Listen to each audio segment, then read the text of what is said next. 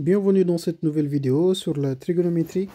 Donc aujourd'hui nous avons un exercice où on nous demande de montrer ce résultat, c'est-à-dire que 2 cos de pi sur 8 multiplié par sinus de pi sur 8 égale sinus de pi sur 4, en ayant comme information le sinus de pi sur 8 qui est égal à racine de 2, la grande racine de 2 moins racine de 2 sur 2, et on nous demande à la fin de conclure.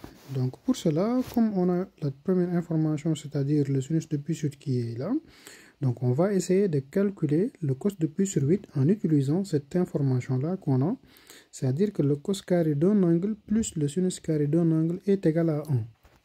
Donc si on a cos carré de x plus sinus carré de x qui est égal à 1, ceci nous dit que le cos carré de x est égal à 1 moins le sinus carré de cet angle-là. Et maintenant, ce qu'on va faire, on va remplacer la valeur du sinus. Donc on aura 1 moins, comme on sait que le sinus est la grande racine de 2 moins racine de 2 divisé par 2. Donc on aura la grande racine de 2 moins la racine de 2 à l'intérieur divisé par 2, le tout au carré. Donc ceci va nous donner un 1 moins 2 moins racine de 2 divisé par 4.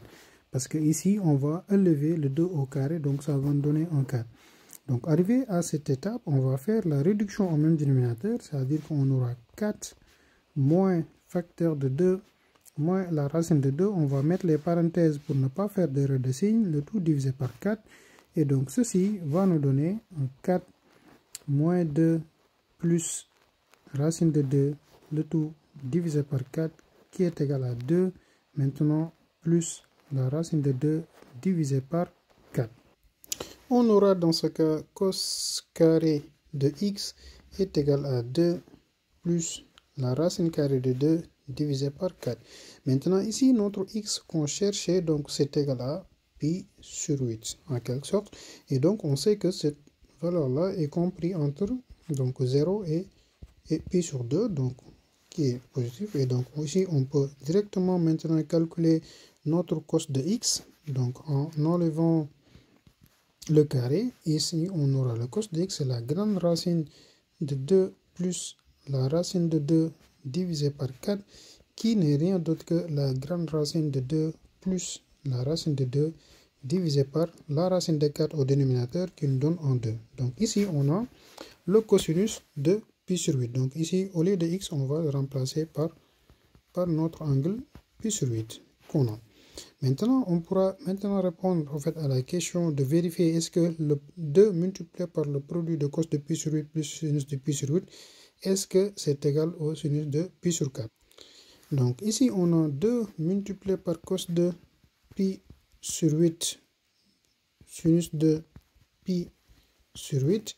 Ce n'est rien d'autre que 2 multiplié par maintenant la grande racine de 2 plus la racine de 2 multiplié par la grande racine de 2 moins la racine de 2, le tout divisé par 2 multiplié par 2 des deux côtés. Donc ici, on aura alors, on peut simplifier par en 2, donc on aura un 1/2 qu'on va multiplier par a plus b facteur de a moins b, c'est-à-dire en considérant les racines carrées. Donc ça va nous donner un 2 au carré moins 2, donc a au carré moins b au carré. Et donc là, on aura 1/2 la grande racine de 4 moins 2 qui est égal à 2, qui n'est rien d'autre que racine de 2 divisé par 2.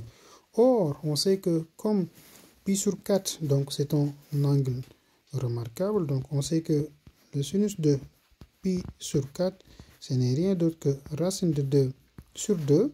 Ainsi, on peut conclure que 2 multiplié par cos de pi sur 8, sinus de pi sur 8, n'est rien d'autre que le sinus de pi sur 4, vu que le résultat qu'on a trouvé ici correspond bien à sinus de pi sur 4. Alors, qu'est-ce qu'on peut conclure de ce résultat?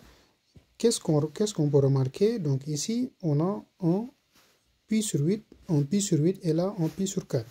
Cela veut dire que l'angle qu'on a ici, c'est le double de ces deux angles. C'est-à-dire que pi sur 8, pi sur 4, du coup, c'est égal à 2 multiplié par pi sur 8 en quelque sorte. C'est-à-dire que l'angle qu'on a ici est égal au double de cet angle.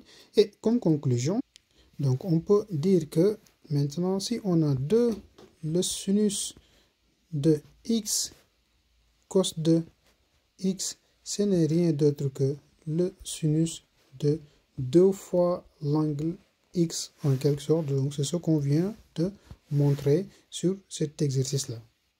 Donc c'était tout pour cette vidéo dans votre chaîne YouTube MathPSW. On reviendra sur d'autres vidéos comme dans les commentaires. Donc au fait, vous l'avez souligné, on va bientôt maintenant attaquer ce qu'on appelle les démonstrations en trigonométrie. Là, c'était au fait juste 4 petites parties pour appréhender donc le domaine de la trigonométrie et avoir les bases pour pouvoir continuer. Et là, maintenant, on va attaquer les démonstrations et les exercices beaucoup plus sérieux.